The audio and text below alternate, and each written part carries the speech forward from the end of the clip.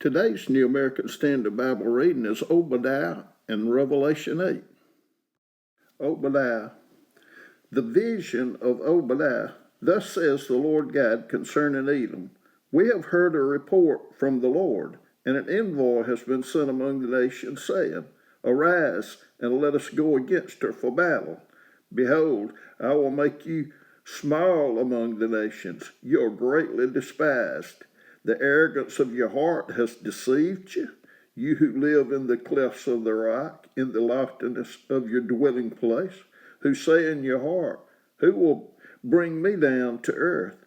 Though you build high like the eagle, though you set your nest among the stars, from there I will bring you down, declares the Lord. If thieves came to you, if robbers by night, oh, how you will be ruined. Would they not steal only until they had enough? If grape gatherers came to you, would they not leave some gleanings? Oh, how Esau will be ransacked, and his hidden treasures searched out. All the men allied with you will send you forth to the border, and the men at peace with you will deceive you and overpower you. They who eat your bread will set an ambush for you. There is no understanding in him. Will I not on that day, declares the Lord, destroy wise men from Edom and understanding from the mountain of Esau? Then your mighty men will be dismayed, O Teman, in order that everyone may be cut off from the mountain of Esau by slaughter. Because of violence to your brother Jacob, you will be covered with shame, and you will be cut off forever. On the day that you stood aloof, on the day that strangers carried off his wealth, and foreigners entered his gate and cast lots for Jerusalem. You too were as one of them. Do not gloat over your brother's day, the day of his misfortune, and do not rejoice over the sons of Judah in the day of their destruction. Yes, do not boast in the day of their distress. Do not enter the gate of my people in the day of their disaster. Yes, you do not gloat over their calamity in the day of their disaster, and do not loot their wealth in the day of their disaster, and do not stand at the fork of the road to cut down their fugitives, and do not imprison their survivors in the day of their distress. For the day of the Lord draws near on all the nations. As you have done, it will be done to you. Your dealings will return on your own head, because just as you drank on my holy mountain, all the nations will drink continually. They will drink and swallow and become as if they had never existed. But on Mount Zion there will be those who escape, and it will be holy, and the house of Jacob will possess their possessions. Then the house of Jacob will be a fire, and the house of Joseph a flame. But the house of Esau will be as stubble, and they will set them on fire and consume them, so that there will be no survivor of the house of Esau, for the Lord has spoken.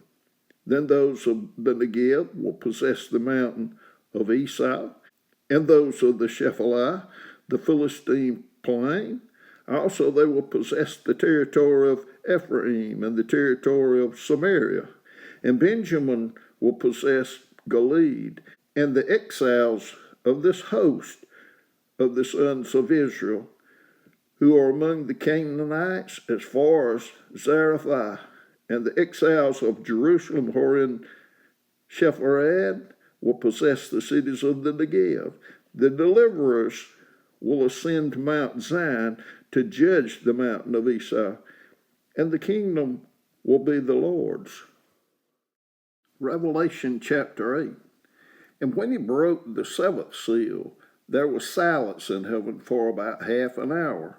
And I saw the seven angels who stand before God, and seven trumpets were given to them.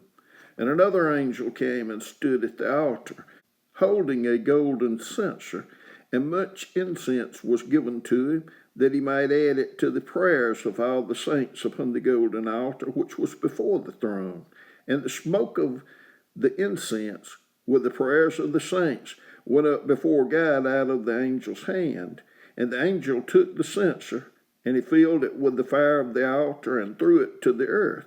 And there followed peals of thunder and sounds and flashes of lightning and an earthquake.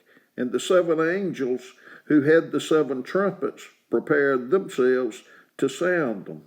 And the first sounded, and there came hail and fire mixed with blood, and they were thrown to the earth, and a third of the earth was burned up, and a third of the trees were burned up, and all the green grass was burned up.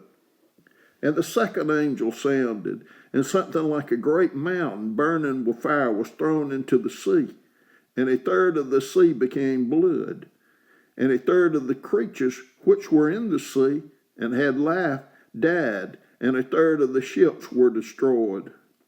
And the third angel sounded, and a great star fell from heaven, burning like a torch, and it fell on a third of the rivers and on the springs of water. And the name of the star is called Wormwood, and a third of the waters became wormwood, and many men died from the waters because they were made bitter. And the fourth angel sounded, and a third of the sun, and a third of the moon, and a third of the stars were smitten, so that a third of them might be darkened, and the day might not shine for a third of it, and the night in the same way.